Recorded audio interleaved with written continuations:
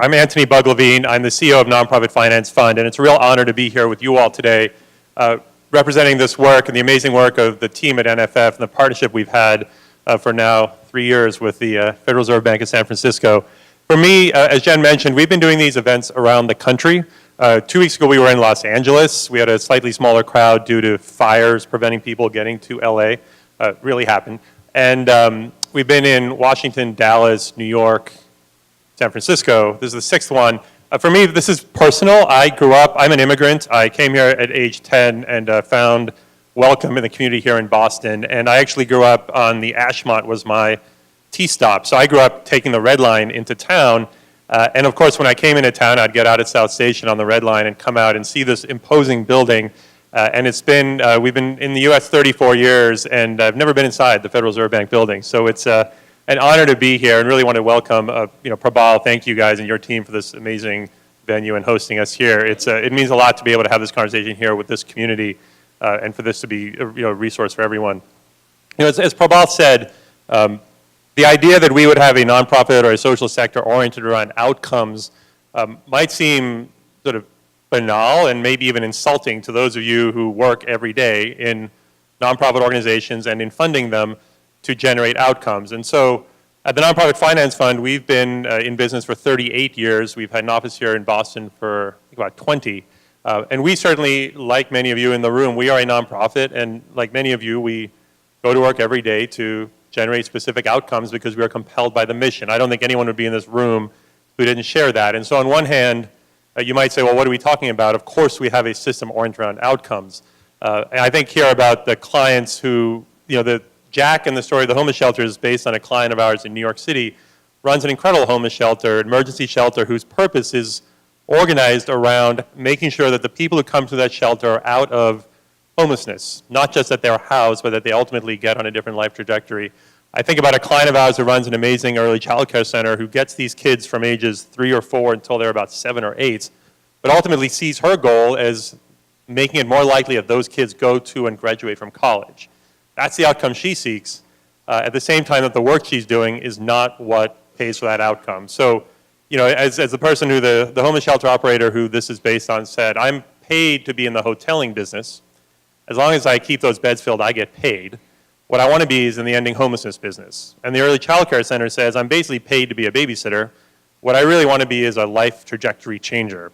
And that's what this story is all about, and that's what this work is about. It's asking ourselves, what is it going to take so that we can create a system that aligns how the funding flows with what ultimately motivates all of us. So I just want to take a few minutes, and I'll speak too quickly, which I do anyway, but I'll run this through this PowerPoint, because the real meat of today and what we found in the other events we've done is what's so exciting is to have not people sort of theorizing about this, but people who are actively doing this work, who are making this happen, share their stories of what it takes, not just at a theoretical level, but practically. And that's what the rest of the agenda today is really about, listening from people who aren't here to tell you that this is easy, nor are they here to tell you that this is impossible, but are here to share what it's really taking in this community to get systems of our social sector organized around outcomes. So just want to create a little bit of a framing for that, and you're going to hear throughout the day echoes of what we're talking about, and just want to run through why it is that we believe, and we've observed through our work with communities across the country, that this is difficult to do, but is essential and not impossible, and what it's going to take. And the real theme here is that the challenge is we have a system that does not organize around outcomes. And so organizing around results and outcomes requires not just any one of us acting differently, but each part of the system acting in a different way. And that's the challenge. The challenge is none of us can do this alone. This is going to require us to work differently, and does require some of us to be leaders and really to organize new systems in a new way. So what do we mean by that specifically? An outcomes, system organized outcomes, North Family Partnership, some of you have heard about them, home visiting, that's an outcome. And Prabal mentioned measurement and quantification. Things can be measured that can't be quantified. Becoming a true mother is a real outcome and has deep meaning behind it. Bowery Residence Committee, that's the homeless shelter that the story of Jack is based on. And again, for them, results are, can we get people out of homelessness into a permanent solution, rather than can we simply keep the shelter beds filled. That's not the way our system currently works. We currently have a system organized around outputs, so taking care of kids, seeing patients, providing beds. An outcomes-oriented system is one in which we ultimately will be funded for what we actually are motivated to do, and that is to change people's lives.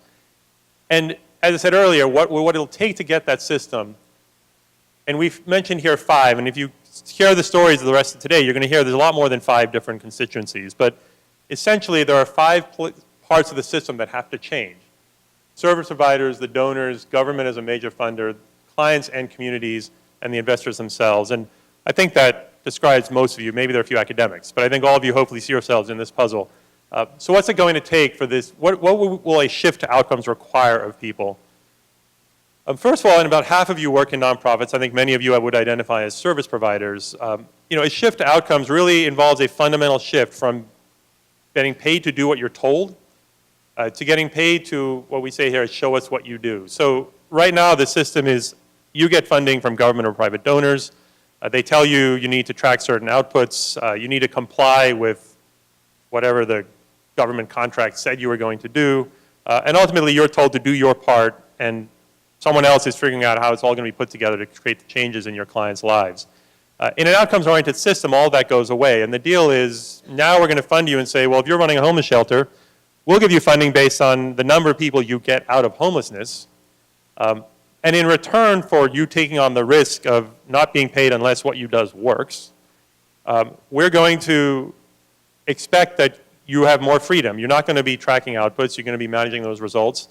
Importantly, rather than being told to comply with what you said you would do, you're going to be required to innovate and figure out what works because the funder's not telling you that. The funder's saying, get the results. And importantly, you have to own the problem. In the case of New York City, that homeless shelter operator noticed that more and more people were turning back to the shelter, and he asked why, and it turned out that there had been a major cut in both state and city subsidies for affordable housing at the same time that rents had skyrocketed, and I see some heads nodding. This is something we're seeing across the country. So if your job is to keep that shelter filled and keep people safe and well-fed and you'll get paid, that's not your problem. The fact that there's not affordable housing outside of your shelter isn't your problem, it's someone else's problem. If your job is to orient around the results of getting people out of homelessness, then suddenly the lack of affordable housing becomes your problem because it's part of what's preventing the result being achieved. In the case of that organization in New York, they went into low-income housing development business. As they said, we can't sit around and complain about the fact that rents are becoming unaffordable. If what we want to do is change people's lives and the lack of affordable housing is preventing that from happening, well then we better be part of the solution. And so there's a fundamental shift here in effectively the bargain between the funder and the nonprofit service provider that says, we're going to hold you accountable to results and that's what we'll pay you for. In return, we're going to, and I'm told that I'm happy to be in a blue state where I get to say liberate you from compliance burdens. I'm told by where's Tricia from our communications team said, in other places in the country, I'm not allowed to say liberate, I have to say cut the red tape. So we're going to cut the red tape, we're going to liberate you from compliance burdens, and in return, there's an expectation that the funding is going to come when the results are met. And we'll get into, I'm really excited to hear from the panelists about what it means to own the problem and how that forces you to collaborate in a different way. But that's an essential part of this shift. For government, there really is, and this is, hinted at this earlier, a shift from control to collaboration. In an outputs-oriented system, you're paying for activities. The job of the funder is to make sure that the recipients of funding comply with their contracts. And that's what keeps you out of the press. I mean, there's a real motivation that says we don't want any news that says someone we gave taxpayer money to stole the money or misused it, so we're going to focus on compliance. A completely appropriate and legitimate instinct in a bureaucracy that can be hounded by those kinds of stories. In an outcomes-oriented way, there's a real giving up of control, where a funder says, well, ultimately, again, we're going to demand you get the results, but we're going to focus on assessing whether you achieve the results, not trying to figure out to tell you exactly what you have to do along the way. And I really look forward to the day where the scandals we hear about is the fact that a result that could have been achieved was not, rather than the idea that someone was overpaid or money went to a place it shouldn't have, which really distracts us from what the government's role in this work is supposed to be, and that's about really two things: mustering the political will for us to decide what it is as a community we're trying to achieve, and then ultimately holding people accountable to making sure we achieve it, rather than just following exactly that people are complying with what they were told to do. Private donors have a really important shift to play. Right now, too many private donors are still focused on program grants, budgeting. You tell them you're going to do a specific project. They tell you, make sure you don't spend too much money. Make sure you tell us how you spent the money. It still starts to feel like compliance. and restricted funding. In an outcomes-driven world, the private donors have a really important role to play to cover the full costs of allowing nonprofit organizations to make the investments in their own capacity that allows them to figure out how to reach these results. A very important role that the private donors can play in complement government funding. Focus on the financial health of the organization, not just on the project itself. And finally, providing flexible funding, because again, in an outcomes-driven world, we are trusting the people who are closer to the problem to solve it. Your new Congresswoman has a great line about that, Ayanna Priestley. Let's let the people who are close to the problem have the power to solve it. That is a lot of what we're talking about here. We're saying, get money out of the hands, get the power out of the hands of the donors and the government. They still have a very important role to hold people accountable to getting results, but are less inclined to tell you exactly what to do to get there. Investors, we are the Nonprofit Finance Fund. This is the Federal Reserve Bank. There's a very interesting role for private investors in this.